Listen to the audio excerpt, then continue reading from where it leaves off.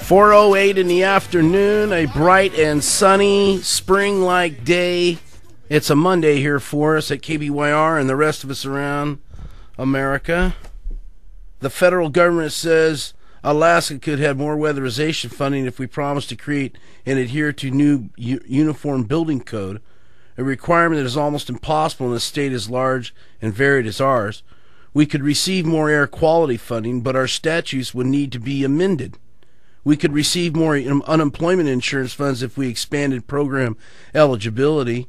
An expansion we cannot promise to sustain.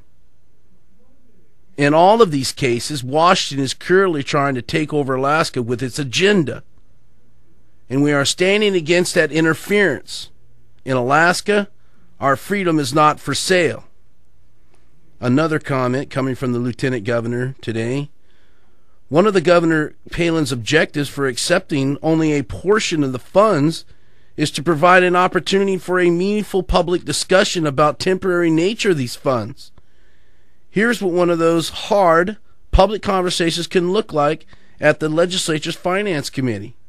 When school districts flood the capital seeking to double the amount they are accustomed to using in one program, they should be asked, what is your plan?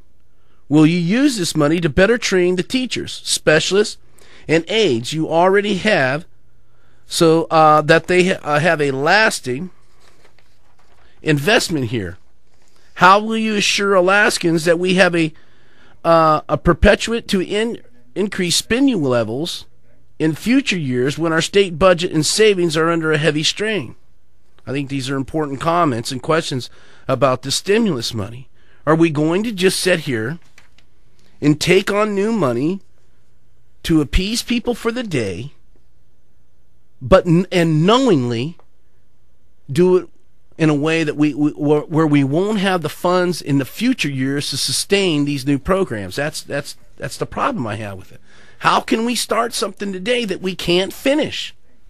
Well, Lieutenant Governor Sean Parnell is on the phone with us here today. Lieutenant Governor, welcome to the program, Sean. Thank you so much, Eddie. It's great to be with you. It's a little staggering, I guess, for me to sit around and read the letters to the editor and watch these people stand before the different bodies around the state and the protesters and all the hoopla, because they want this money for the day, Lieutenant Governor.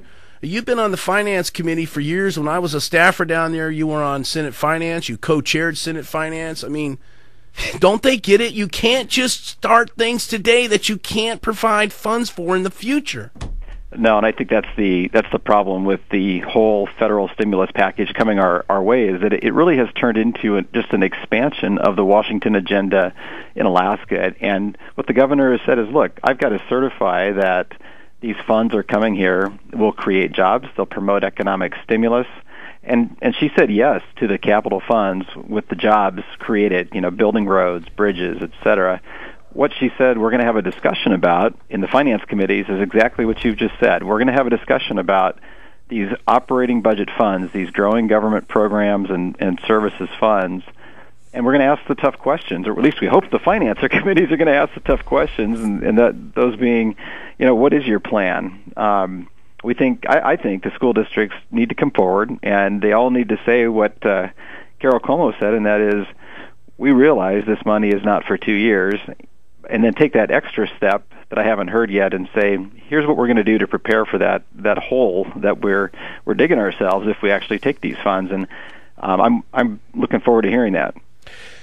Lieutenant Governor, as you very well know, if you pass something today and you start it, if you initiate whatever, some child program, and then in 2 years, because you received some funding today, what's going to be the conversation at the Senate Finance table in 2 years from now? Well, we need this. We started it, and we need it. Am I right? I mean, I can just see the witnesses lining up through the teleconference. This has been a great program, and we need to continue this. So what you did is you started a program that now you're going to get browbeaten to continue, even though you know in your heart you can't sustain it.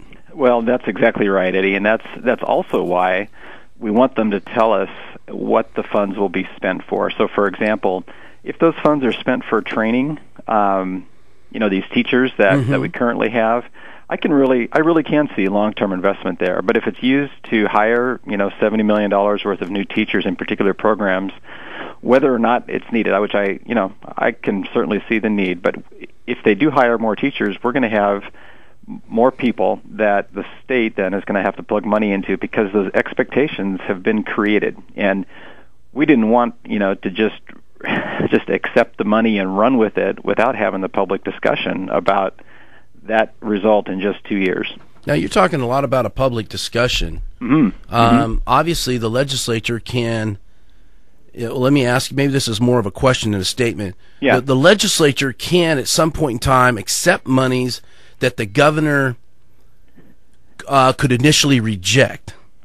Is that correct? And then there's a process for them accepting it, and that would be like nothing more. Would that be similar to like a veto override process? Well, you have to think of this in terms of accepting and spending. Okay. That's kind of the easiest distinction for me, and that is that the governor had an opportunity to accept some funds under the stimulus package, and she accepted the capital project type funds, the job creation funds. Right. She did not accept the operating, government programs and services type funds.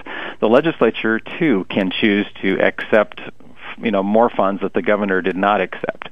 Then the next question after that is, which funds will you spend? And that spending process looks just like any other spending process in the legislature, with finance committee hearings, right, an appropriations bill that comes through, that the governor can take or not. So it sets up a normal budget process with public hearings, an open and transparent process where these discussions can occur. And then at the last, once the totality of that discussion is put on paper through the legislative process, it will ultimately, like any other piece of legislation, the budget, the capital and operating, will end up on the governor's desk for her to decide which ones to approve and not approve. That's correct. All right. So this is nothing more than part of the process.